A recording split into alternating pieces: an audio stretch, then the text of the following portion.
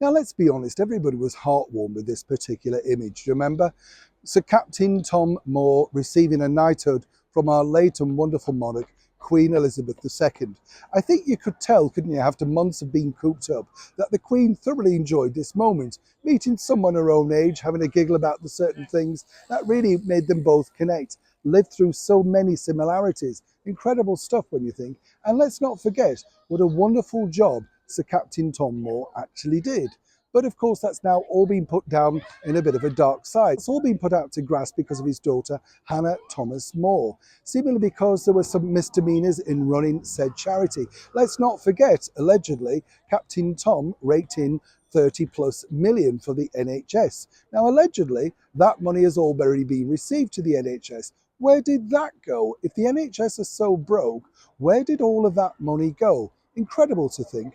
But back to the daughter. You see, apparently she set up various things, and again, we have to say allegedly, as this is an ongoing investigation. But you see, there were charitable things too. Not only was there books, gin, mugs, scarves, hats, they were literally selling everything to make sure that Captain Tom was kept in the publicity limelight. Not only that, celebrities couldn't wait to get next to him. Piers Morgan, Michael Ball, all of those people were rushing alongside to cheer him along. And for me, I thought he was a lovely, nice old fella who simply just did his very best in his later years. He wanted to do something. It's the sort of man he'd been brought up to be. Now, there was a moment, we can tell you, first exclusively on the show, where our late and wonderful monarch, Her Majesty the Queen, actually toyed with the idea of becoming part of said charity for Captain Tom, the one that his daughter had set up.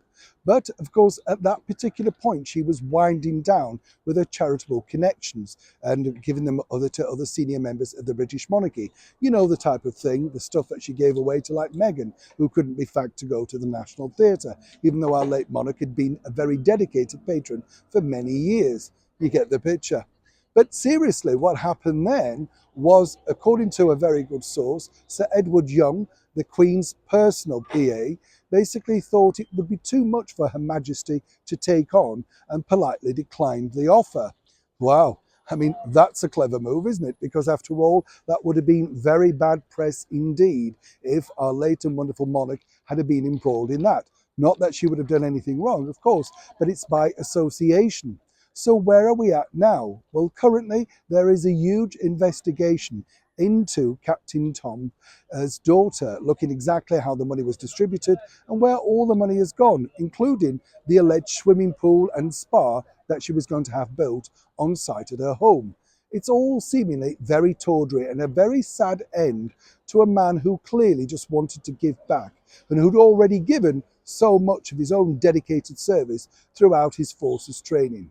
Either way, as I say often on this show, it's a developing story. And when I know more, you'll know more. Neil Sean, Hyde Park, London.